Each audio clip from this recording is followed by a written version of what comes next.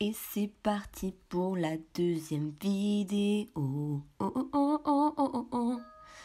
Ouais, je sais pas chanter, mais je voulais dire, c'est parti pour la deuxième vidéo Halloween, donc on y va. Aujourd'hui, j'ai décidé de vous faire un eyeliner arraché, un eyeliner ensanglanté, et je suis assez contente du résultat, donc on va commencer tout de suite. Ce que j'ai fait, c'est que j'ai appliqué une colle à faux cils sans latex, celle-ci c'est la duo sans latex, en forme d'eyeliner en fait sur mon œil. J'ai vraiment tracé le contour d'un trait d'eyeliner et j'en ai mis plusieurs couches pour être sûr que la wax que je vais appliquer par la suite va bien tenir. Donc je vais utiliser la Plasto Wax de chez Makeup Forever et je prends aussi une petite crème hydratante, ce qui va m'aider par la suite à bien la fondre et qu'elle ne colle pas dans mes doigts, etc.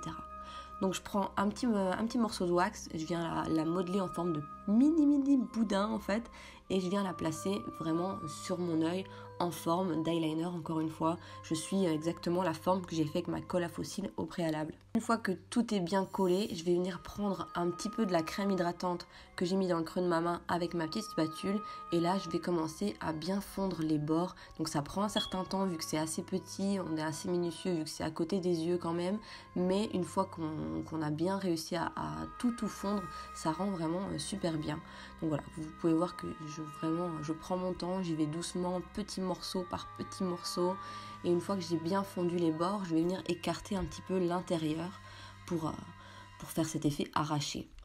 Une fois que j'ai fait ça, je recouvre le tout avec la colle à faux cils pour être sûr que la wax va pas bouger et qu'elle va pas se barrer en cours de route, et j'attends que ça sèche. Ok, donc là c'est bien sec, je passe à la poudre, j'utilise la poudre SFX de chez NYX et je viens tout poudrer en fait pour que, encore une fois, ça tienne très bien, et je viens remarquer l'intérieur avec ma spatule en écartant un petit peu cette wax pour faire cet effet arraché.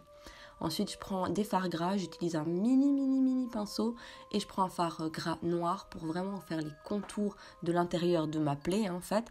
Et ensuite, au centre, je viens mettre du rouge un petit peu mélangé avec du noir pour faire un espèce de rouge mais pas trop vif, un peu bordeaux mais pas trop non plus.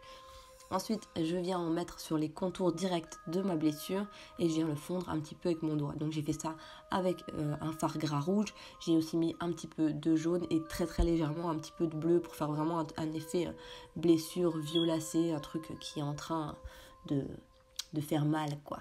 Ensuite, je coupe un petit morceau d'éponge à barbe et je viens appliquer avec une petite pince mon faux sang tout doucement, petite étape par petite étape pour pas faire une grosse tache. J'utilise deux faux sangs, donc celui de chez Kryolan et celui de chez Makeup Forever.